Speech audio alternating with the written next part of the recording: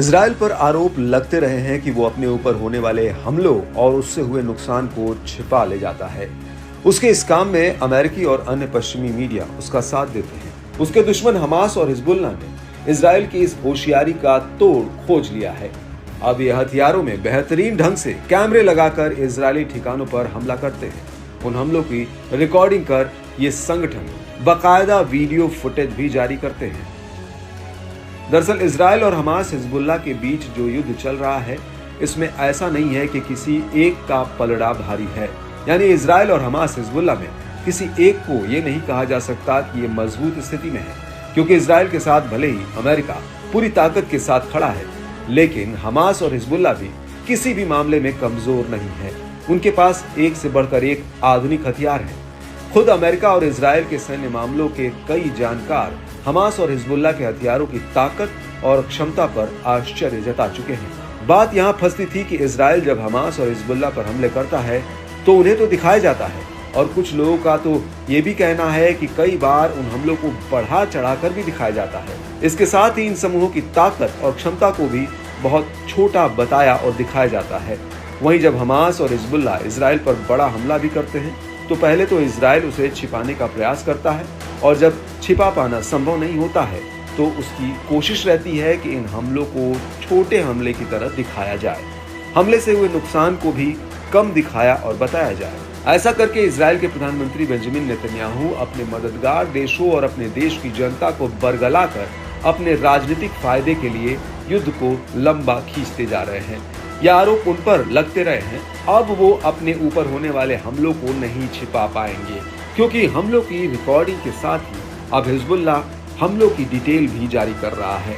अब हिजबुल्लाह ने हाइफा में इजरायली सैन्य ठिकानों पर किए गए हमलों और दक्षिण लेबनान में इजराइल पर किए गए हमलों का विवरण दिया है और बयान भी जारी किया है। अपने बयान में हिजबुल्लाह ने लेबनान पर इजरायली हमलों का सामना करना जारी रखने की अपनी प्रतिबद्धता पर जोर दिया और इस बात की पुष्टि की कि उसके लड़ाके दुश्मन इजराइल के सैन्य ठिकानों से लेकर उनके सैन्य वाहनों और हथियारों सहित उनके सैनिकों को निशाना बना रहे हैं। हिजबुल्लाह ने कहा कि वो अपने इन ताबड़तोड़ अभियानों के चलते इजरायली कब्जे वाले क्षेत्रों तक पहुंच रहे हैं। आपको थोड़ा सा हाइफा मिसाइल ऑपरेशन की जानकारी दे देते हैं। 16 नवंबर को हिजबुल्लाह ने एक ही ऑपरेशन में हाइफा और कारमिल क्षेत्र में 5 सैन्य ठिकानों को निशाना बनाया था। इनमें स्टेला मैरिस बेस, हाइफा नौसैनिक बेस, हाइफा तकनीकी बेस, नेशर बेस और तीरथ कारमिल बेस हैं। हिजबुल्लाह ने ये मिसाइल हमले इजराइल के दावों को गलत साबित करने के लिए किए, क्योंकि इजराइल ने एक बार फिर हिजबुल्लाह के खिलाफ बड़े पैमाने पर ऑपरेशन चलाने और उनके हथियारों को नष्ट करने का दावा किया था। हिजबुल्लाह का कहना है कि उसके ये दावे गलत हैं। इजराइल के इन्हीं दावों को गलत साबित करने के लिए हिजबुल्लाह ने हाइफा ऑपरेशन किया, जिसमें इजराइल के 5 सैन्य अड्डों पर भी हमला किया गया।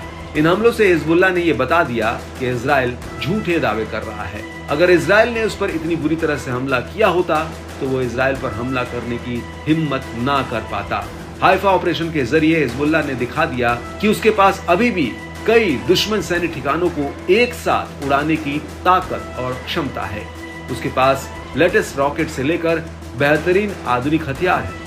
हाइफा हमले के विवरण में हिजबुल्लाह ने खुलासा किया कि सभी घोषित सैन्य ठिकानों पर हमला किया गया, जिससे 3 लाख से ज्यादा लोगों को दूसरी जगहों पर शरण लेनी पड़ी। उसने ये भी कहा कि बस्तियों, शहरों और जरूरी जगहों के बीच इजरायली सेना के सैन्य ठिकाने होने से आम लोगों को भी इन हमलों का परिणाम भुगतना पड़ रहा है। हिजबुल्लाह का कहना है कि वो आगे भी हाइफा की तरह ऑपरेशन को अंजाम देने की पूरी तैयारी में है। हिजबुल्लाह की माने तो उसके हमले से इजराइल को भारी नुकसान हुआ है। इसके साथ ही उसने इजरायली सैनिकों को चेतावनी भी दी है कि अभी जो झेलना पड़ा है वो तो बस शुरुआत है।